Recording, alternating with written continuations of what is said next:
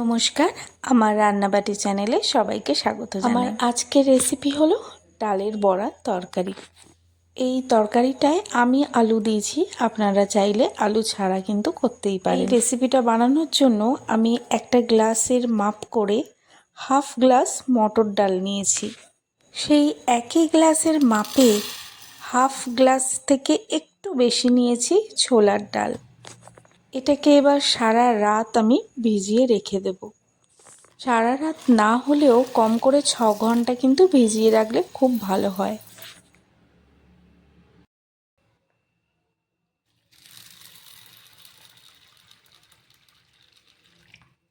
সারা রাত ভিজিয়ে রাখার পর ঠিক এরম হয়েছে ডালগুলোর সাইজ। এখন একটুখানি ফুলে গেছে। এবার এই ডালটাকে আমি পেস্ট করব। পেস্টে নিয়েছি একটা কাঁচা লঙ্কা, কিছুটা আদা। এটাকে ভালো করে এবার আমি পেস্ট করে নিচ্ছি। একদম মিহি পেস্ট কিন্তু বানিয়ে নিচ্ছি আমি। আর পেস্টটা হয়ে যাওয়ার পর আমি এতে একটু সামান্য দিয়ে দিচ্ছি বেসন আর 1 চিমটের মতো হিং। যেহেতু রান্নাটা নিরামিষ সেহেতু একটু হিং ব্যবহার করেছি আমি। আর দিয়ে দিচ্ছি স্বাদ মতো নুন, একটু হলুদ। ভালো করে এটাকে এবার মিশিয়ে নিচ্ছি। এটা মিশিয়ে এখন 5 মিনিট আমি ঢাকা দিয়ে রেখে দেব।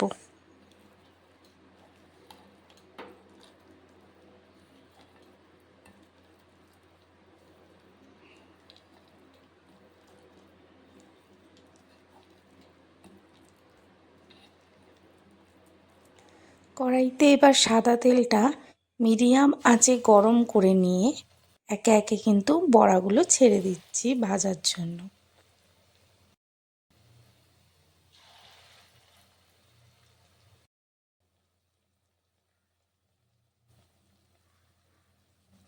বড়াগুলো এদিকে ভাজা হচ্ছে, আমি ততক্ষণ বানিয়ে নিচ্ছি একটা পেস্ট, যেটা আমি পরে ব্যবহার করব।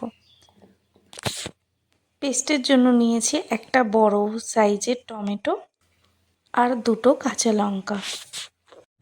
আর এই দিকে কিন্তু আমার এক পিঠ বড়াগুলোর ভাজা হয়ে গেছে। এবার অন্য পিঠটার জন্য আমি বড়াগুলো একে একে উল্টে দেব। একদম কম আঁচে কিন্তু দুটো দিক আমি ঠিক এরকম লাল করে ভেজে নিচ্ছি বড়াগুলো।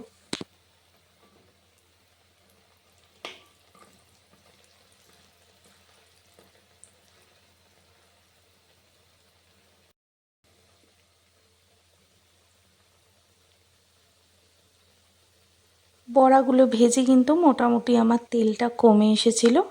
আর ওই তেলেই আমি দিয়ে দিচ্ছি একটা তেজপাতা, লবঙ্গ, দারচিনি আর এলাচ।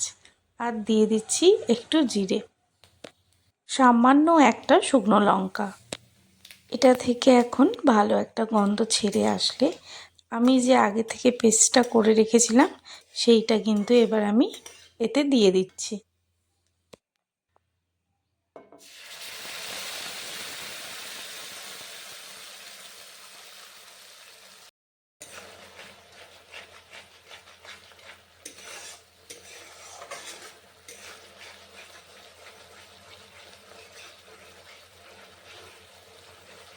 এবার কিন্তু যতক্ষণ না তেল ছাড়ছে ততক্ষণ ভালো করে মিশিয়ে নেব। আর তার আগে দিয়ে দেবো 1 চিমটে মতন একটু হিং। হিংটা আমি এখন দিয়েছি, কিন্তু আপনারা চাইলে কিন্তু গোটা মশলাগুলো যখন দিলেন তখন দিতে পারেন। এবার আমি একে একে দিয়ে দিচ্ছি হলুদ গুঁড়ো, জিরে গুঁড়ো, ধনে গুঁড়ো আর রঙের জন্য সামান্য একটু কাশ্মীরি লঙ্কার গুঁড়ো। আর দিয়ে দিচ্ছি সামান্য একটু নুন। এটা দিয়ে ভালো করে মিশিয়ে তেল ছাড়ার অপেক্ষায়, যতক্ষণ না তেল ছাড়বে ততক্ষণ কিন্তু কষতে থাকবো।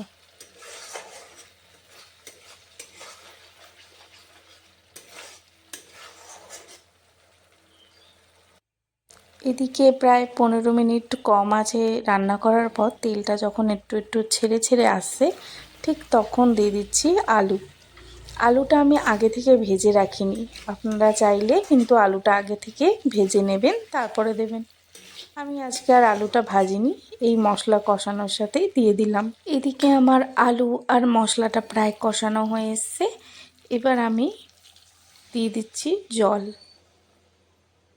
যেটুকু পরিমাণ জল আপনারা রাখবেন ঠিক সেইটুকু পরিমাণ জল কিন্তু আপনারা দিয়ে দেবেন।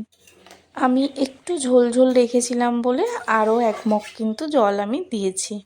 এটাকে এবার ঢাকা দিয়ে আরও 15 মিনিট মিডিয়াম টু লো ফ্লেমে কিন্তু রান্নাটা করে নেব। 15 মিনিট পর ঢাকা খুলে দেখে নিতে হবে যে আলুটা সেদ্ধ হয়েছে কিনা। যদি সেদ্ধ হয়ে যায় তাহলে একে একে বড়াগুলো দিয়ে দেব, আর যদি সেদ্ধ না হয় তখন আরেকটুখানি ফুটিয়ে তারপর বড়াগুলো দেব। কিন্তু আমার এদিকে আলুটা কিন্তু একদম সেদ্ধ হয়ে এসছে, তাই এবার আমি একে একে বড়াগুলো কিন্তু ঝোলেতে দিয়ে দেব। আর যখন বড়াগুলো দেব তখন কিন্তু একদমই কম আঁচে বড়াগুলো আমি দেব। ব্যাস আর 2-3 মিনিট নাড়াচাড়া করে নামানোর আগে ঘি গরম মশলা দিয়ে নামিয়ে নিলেই কিন্তু তৈরি হয়ে যাবে এই নিরামিষ দিনের বড়ার ঝোলের রেসিপিটা।